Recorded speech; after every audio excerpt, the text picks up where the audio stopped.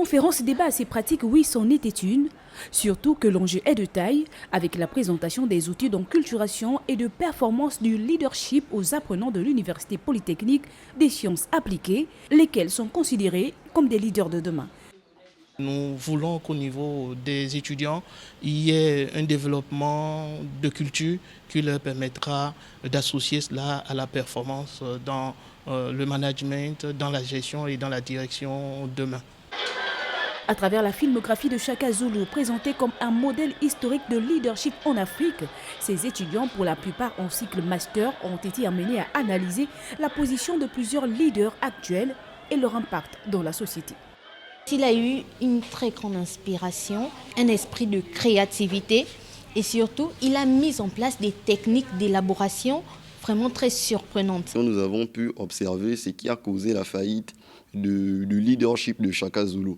Et cela s'est fait notamment à travers la confiance qu'il a eu à avoir des Occidentaux. Il s'est détourné de sa propre culture et nous nous sommes rendus compte que cela a causé sa chute. Donc c'était un bon exemple pour nous qui permettra de nous orienter vers quel modèle de leadership nous devons adopter pour l'avenir. Pour le docteur Fabiola Tapoyo, la tenue de cette conférence a permis de planter la graine de l'enculturation tout en participant à la performance du leadership chez ces jeunes.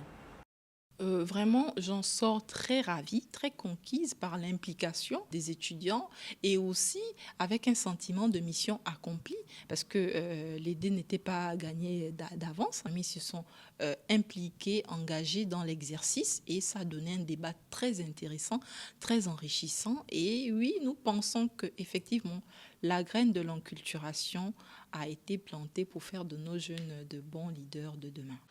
Parce que le changement commence par soi, depuis 4 ans, le cabinet Azizé Nongo Conseil initie des journées culture et transmission pour la promotion et la valorisation de la culture et aussi pour la réappropriation des valeurs culturelles gabonaises.